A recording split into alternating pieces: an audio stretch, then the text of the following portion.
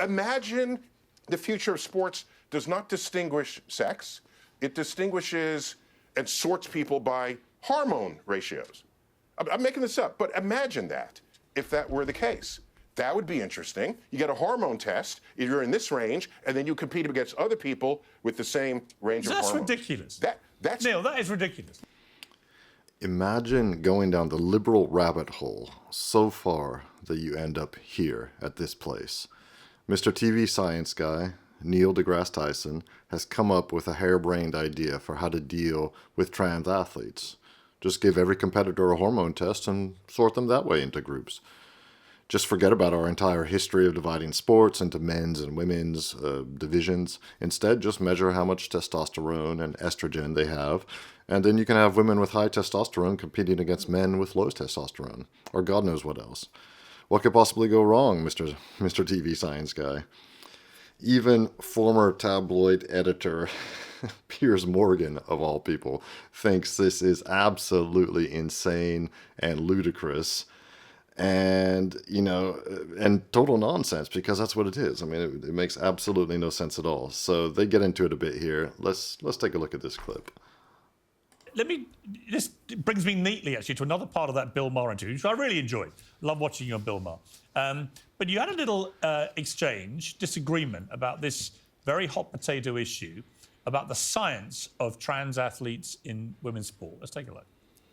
Engage with the idea here. What I'm asking is, Scientific American is saying basically that the reason why an WNBA team can't beat the Lakers is because of societal bias. What you're saying is not Scientific American says that. An editor for Scientific American says that, who no longer has the job. So don't indict a 170-year-old magazine because somebody... Okay, this is called Scientific American, and they're printing something because someone enters the cesspool that is social media and then participates in that exchange.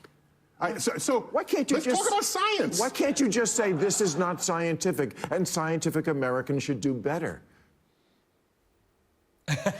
So I have been on this issue for a long time, and I am surprised, given your earlier statement just now about the importance that we have a fact-based society where science is based on reality and everything else. There is there not, I would put it to you, Neil, there is a cold, hard reality about this whole trans issue, which is that I'm sure like you, I absolutely want all trans people to have utter equality and fairness in the way that I do and you do. Absolutely. I've never said anything different. However, not to the point where it erodes women's rights to fairness and equality. And there is clearly a growing unfairness and inequality from the issue of people who are born biologically male, identifying as women and being allowed to compete against biological females, and then beginning increasingly to be quite dominant, to the extent where we saw people winning in the boxing in the Paris Olympics. We've seen the Footballer of the Year, Women's Footballer of the Year in the UK, voted by the BBC, Barbara Banda from Zambia, also has been banned for sex-related issues in terms. Oh, I didn't know about that. I guess I better do some more reading of the news. I didn't know this one about the footballer. I knew about the boxer, of course. So why is this even an issue? Everybody in a Western country has the same rights as everybody else. Playing on a women's sports team or a man's sports team is not a right. There are rules which govern it. To be on a women's team, you have to be a woman. To be on a man's team, you have to be a man. So it's really not that simple, to try and to work together. Let's all come together and work on a solution to this issue. No, there is no solution to this issue. It's already been decided. We worked out our solution a long time ago. We divide sports into men's sports and women's sports, and men play against men, women play against women, and of course some men are at advantage in some sports due to their size, strength, body shape, all sorts of physical attributes. Same with women, of course. But as anybody who knows anything, in any sport which requires basically strength and speed, which most sports do, actual sports, I don't mean something like darts or or chess, or sometimes people call these things sports. Anything which requires strength and speed, and other attributes too, but even just strength and speed. Of course, men are going to be better at it than women. They will beat women all day, every day. Everybody knows that, and we've seen it. There's been many examples of this where there was a high school soccer team in America that beat the women's national team, for example, during a scrimmage. There was like a number 203 rated pro tennis player who beat Serena Williams, or was it the other one, Venus Williams, when she was number one on the women's tour. That's just the way it is. But let's see what Mr. Science Guy has to say. Of just not being allowed to compete in previous tournaments. And so on and so on. The UN just had a big report which said that 900 medals around the world in competitive sport had been deprived from female athletes because trans athletes had won. So I put it to you that you're a scientist. It is clearly an indisputable scientific fact that biological males have a superior power and stamina and lung power and all these other things to biological females, because if they didn't, we would never separate the sexes in sport. The Olympics would be gender neutral. And they're not for a reason. Women wouldn't win anything. So when I hear you try and justify it or say that there's a scientific, and maybe there's not, maybe I'm misquoting you here, but there's some kind of scientific reason why it's fine. I'm like, hang on, Neil, you're Mr. Reality Check. You're Mr. Cold Hard Fact. Surely you can see that this is wrong without it actually having to be transphobic to say that. Well, so you have me here live on your show. We don't have to comment on other shows. So let's just have this conversation. Yeah. So I did my own study of the relative speed of men relative to women in Olympic sports, the world records, from the 100 meters to the 200 meters, the 400, right on up to the marathon. And what I noticed is in every event, on average, men were 10% faster than women, 10% faster. And in events that require strength, that percent was even higher. I forgot what my exact number, it might have been 50% stronger, okay? So across the board, that is the case. So there's no dispute there. That's right. Just objective truth. He had to do a study to figure that out, though, as if it wasn't just pure common sense. So now we have to ask, why do we watch sports at all? Okay? And at Friday Night Lights, that's in the United States, that's high school football. Saturday, it's college football. Sunday, it's the NFL. Do you realize, of course, that the worst team ever in the NFL could wipe its ass with the best team ever in college? Why? Because every single player in the NFL was the best person in their college. And so there's no contest between these zones of athletic engagement. But we still like watching college. We don't watch college and say, you know, the Philadelphia Eagles could whip their ass, so let's not watch it. No, we like the equality of the contest and not knowing who would win. That's what makes sports fun.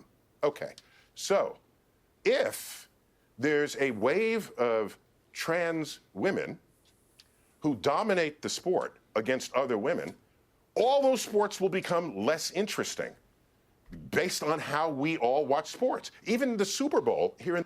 Not that many people watch women's sports either, frankly. My youngest daughter plays football, what we call football here in Europe, soccer. And she's pretty good. You know, she's not going to be a professional or anything, but she's actually pretty good. She showed some aptitude for it from a young age. She's 13 now. But she never watches women's football matches, ever. For her, it's just, I've asked her about it many times. She just says, no, it's pointless. I mean, it's not, they're just not that good. Yeah, of course they are. I mean, here we're talking specifically about football, about soccer. But they're just not that good. And nobody watches them. Women don't watch these things. You know, women, the feminists and the leftists and the equalitists, the radicals, are all demanding, they're demanding equal pay for women's football and things like that. It's ludicrous because the reason pros are paid so much is because so many people watch it, and then advertisers they pay a lot to advertise during matches, and that money trickles down to the players, to the clubs and the players. In the United States, if it's a blowout by halftime, nobody watches the second half. Right. We watch it for the equality of the contest. Okay, so Sounds like you agree all with me I'm then. saying is, like you said, wait, I'm almost done. So what I see is sports is on the frontier of how to handle this frontier of people who are trans. It's on the frontier of how to resolve that. And I'm making this up now. Imagine the future of sports does not distinguish sex. It distinguishes and sorts people by hormone ratios. I'm making this up, but imagine that if that were the case. That would be interesting. You get a hormone test, you're in this range, and then you compete against other people with the same range of That's hormones. ridiculous. That's Neil, that is ridiculous. No, it's not. I'll tell you why it's You're not going to give ridiculous. It is ridiculous. I have to 100% agree with Piers Morgan here. It's completely ludicrous. Secondly, Neil deGrasse Tyson is not just making this up right now on the spur of the moment. He actually said the same thing during that Bill Maher interview. I'm almost 100% sure, because I did watch it a few weeks ago. And he came out, I've heard him say this idea before, so he's not just making it up. Oh, I'm just spitballing here. No, he's already thought about it. And clearly, he hasn't already come to the conclusion that it's ludicrous, unlike Piers Morgan and every right-thinking ordinary person like you and me. Every Hold on. single I used to person in wrestle. sport, a hormone test. Hold on. I used to wrestle. And wrestling, there are people who weigh, sorry, am I using pounds here, 125 pounds, right on up to 240 pounds. They Sure. don't wrestle each other. The entire sport separates people so that the contest is interesting. Yeah, by weight class, exactly. And by men and women, if women wrestle. And so the people of the same weight wrestle each other, and that is the contest. But if Floyd So Mayweather... I don't know Yeah, if but that's hang how on. it will land. Hang on, Neil. If Floyd Mayweather fought a woman boxer, a female woman boxer, who was the same weight division, he would annihilate her. That's why we don't let it happen.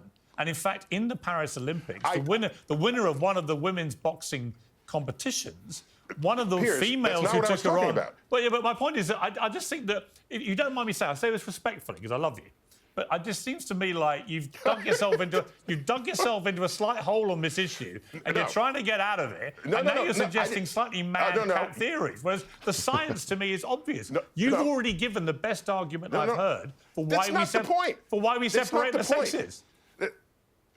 Hold on. You misquoted me in this very interview.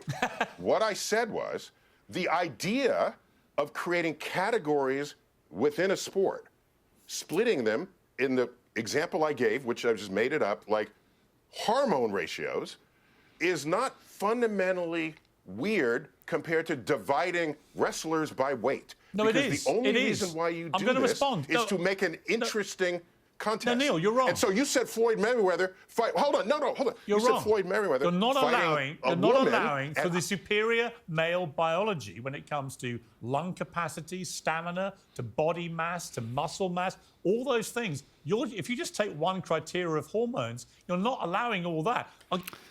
Yeah, I mean, what are they even arguing about? And what is Neil deGrasse Tyson even trying to defend here? He has to, I agree with Piers Morgan. You know, as much as Piers Morgan can be a bit of an idiot sometimes, he does get some interesting people on his show to argue with. And here, I think it's 100% right. Of course, I mean, it's obvious. Some things are just so obvious on the face of it. Our ancestors, previous generations have figured this out. It didn't really need figuring out. It was completely obvious to them. It's called common sense. Yes, men are physically superior. That's just the way it is, you know? So if you're going to have sport, you can't have men competing against women. And of course, I suppose, who knows what Neil deGrasse Tyson is on about? Why is he trying to dig himself out of this hole? Why is he repeating the same nonsense we've seen him repeat elsewhere? The whole thing makes no sense at all. Let me know what you think in the comments. Please do leave some comments. It really helps with the algorithm. Like and subscribe too. That also helps. It helps me continue growing the channel and helps me continue making more content for you.